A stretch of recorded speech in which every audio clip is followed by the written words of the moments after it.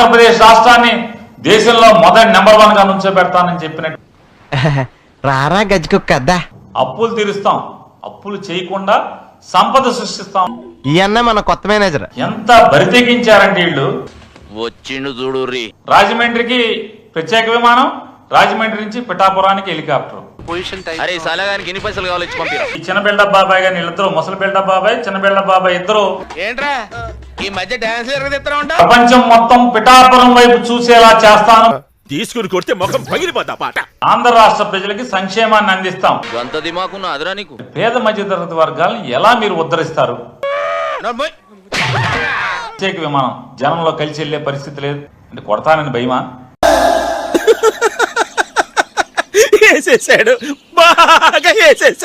Secretariat నుంచి గన్నవరానికి విమానం, గన్నవరానికి helicopter, Gannavaram airport నుంచి ఇంటి దగ్గరికి హెలికాప్టర్. మిల్క్ బాయ్ లా ఉంటాడు. నువ్వు ఎలా ఉంటావురా? మిల్క్ ఇచ్చే గేదెలా ఉంటావు. చెప్పేప్పుడేమో అరిచేతిలో వైకుంఠం చూపిస్తారు.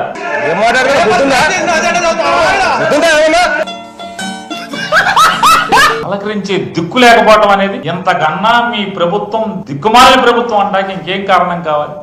మంచివారి గురించి నలుగురు 4 రకాలుగా చెప్పుకోవడం సహజం అన్న. లోకేష్ నాయుడు గారు, చంద్రబాబు నాయుడు గారు, మీరు ముగ్గురు కలిసి ఒక్క సంవత్సరం, ఇంకా సంవత్సరం అవ్వలేదు. అందరికి గాంధీ తాత లేక నువ్వు కూడా అందరికి పెద్దనా అయిపోయినావా? గ్యాప్ ఇచ్చారే, మొత్తం వైసీపీ వాళ్ళందరినీ మటలు చేసేయండి, ఇల్లు కాల్చేయండి, ఆస్తులు కాల్చేయండి అని చెప్పని. ఇంతకాడికి వచ్చేపోయే నలుగురు దగ్గర ఒంటెలు తాగినా బెటర్ కదా. జూన్ 4, జూన్ 8, 12 మీరు ప్రమాణ స్వీకారం చేసినట్టున్నారు. నేనే బెటర్ రా, కాస్త వెనక ముందు ఆలోచిస్తున్నాను. ఇద్దరు కలిసి ఒకే విమానంలో రావచ్చు కదా. చివరికి విమానంలో సోమవారం ఇక్కడికి వస్తారు. మన లెక్క గాని కేంద్ర చంద్రబాబు నాయుడు గారు ముఖ్యమంత్రి గారు వెళ్ళిపోతారు. దిగొచ్చాడండి గౌతమ్ బుద్ధుడు 2004. అభివృద్ధి గొప్పగా చేస్తాం. వీడు మస్తు షార్ప్. ఎందుకు మీరు వెళ్ళైపోతున్నారు? నీ ప్లాన్ ఏంటి? నీ స్కీమ్స్ ఏంటి? నీ అప్రోచ్ ఏంటి? అసలు ఆవిడ దగ్గర నువ్వు టోటల్ ఏం ఎక్స్పెక్ట్ చేస్తున్నావు? చెప్పరా అరే చెప్పరా. డబ్బాలు కొట్టినటువంటి చంద్రబాబు నాయుడు గారు, పవన్ కళ్యాణ్ గారు సన్నాసి చెప్పండి, మీరు లెక్కలు చెప్పండి. ఎన్నిసార్లు?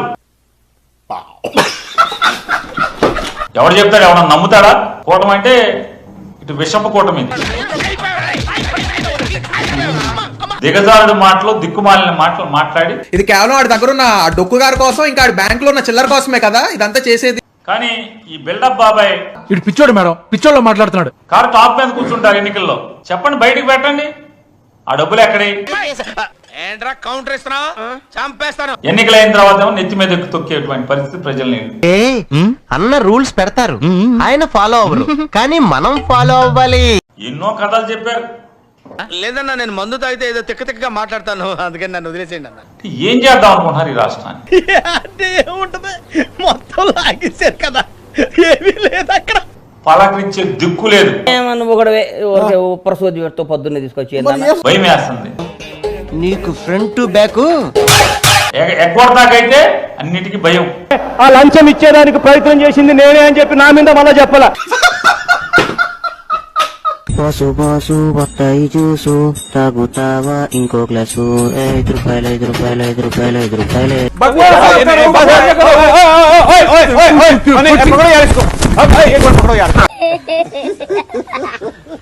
జనంలో కలిసి వెళ్తే జనం తిడతారని భయమా? జగన్మోహన్ రెడ్డి గారి కంటే మిన్నగా మేము సంక్షేమాన్ని రాష్ట్రానికి అందిస్తాం. మీ ఊహలతో అరెస్టులు చేస్తారా? ఎవరయ్యా నువ్వు? ఏమైంది? నాటి చంద్రబాబు ప్రభుత్వ బాగోతాన్ని కూడా బయట పెట్టేశారు.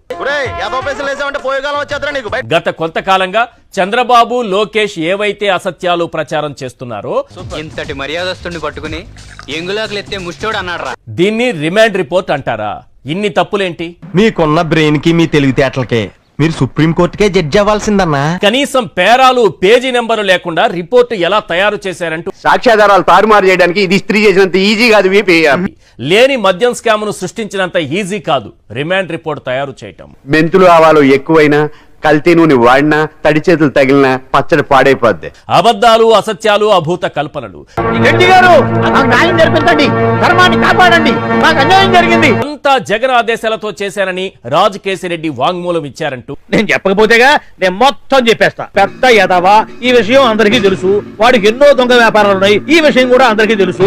జగన్మోహన్ రెడ్డి గారు ఏది చెప్తే అది చేశారు. మీరు చెప్పదలుచుకున్నది ఏదో సూటిగా చెప్పండి. పొలిటికల్ బాస్ చెప్పినట్టల్లా ఆడే ఈ సింహాలు ఇప్పుడు జైలు పాలయ్యాయి. ఎంత ఫీజు ఇచ్చి నీ రుణం తీర్చుకోగలను? ఏ బిర్యానీ వండి పెట్టడం తప్ప. రాజకీయ నాయకుల పొలిటికల్ బాస్ చెప్పినట్టల్లా ఇష్టారాజ్యంగా ప్రవర్తిస్తే మిమ్మల్ని ఆ బాస్ కూడా కాపాడలేడు. రొట్లకర్ర ఇరిగిపోద్ది. రాజకేశ్ రెడ్డి కూడా అంతే. జగన్మోహన్ రెడ్డి చెప్పాడు, నేను చేశాను లిక్కర్ స్కామ్ దాదాపు 3,500 కోట్లు. ఇప్పుడు ఏమన్నారు నాకేం తెలుసు, చూడమన్నాను, చూశారు. మహా పెంటగాడు పరమ ఎదవా. మామూలు ఇబ్బందులు పెట్టల, భయంకరమైన ఇబ్బందులు పెట్టారు. ఒక్కొక్కలుగా అందరూ లోపలికి వెళ్తారు. దరిద్రుడా, నీ వల్లే రా నా జీవితం మొత్తం నాశనం అయిపోయింది. లాకప్ లోనే చంపేద్దాం అనే కుట్ర పన్నారు. అదే ఐడియా. జగన్మోహన్ రెడ్డి గారిని ప్రశ్నించిన ప్రతి ఒక్కరిని వేధించారు, కేసులు పెట్టి. సైకోనా కొడగలరా మరి ఇలా ఉన్నారంట మీరు. కానీ కనిపించని 4వ సింహం వీళ్ళు కాదు, ఒక రాజకీయ నాయకుడు. చిన్ని వర్సెస్ జగన్, జగన్ వర్సెస్ చిన్ని.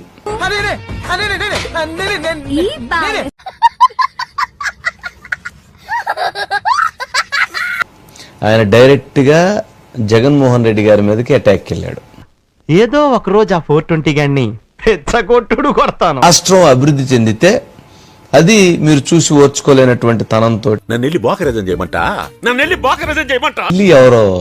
లిల్లీ ఎవరో అర్థం కాలేదు నాకైతే. నువ్వేంట్రా ఏకం గేట్లు ఎత్తేస్తున్నావు? ఏం క్యారెక్టరా బాబు నీ. ఎప్పుడైనా కూడా పాజిటివ్ గా చూడాలండి, ప్రతిదీ నెగిటివ్ గా చూడాల్సిన అవసరం లేదు. నువ్వు పాజిటివ్ గా మాట్లాడి నాకు నెగిటివ్ కనపడుతాను నీలో. నెగిటివ్ ఎనర్జీ నువ్వు నెగిటివ్ ఎనర్జీ. ఆయన గెలికాడు, ఈయన ఆయన గెలికాడు, ఇక లాభం లేదని చెప్పి చిన్ని ఏం చేశాడు, డైరెక్ట్ జగన్ పెట్టాడు.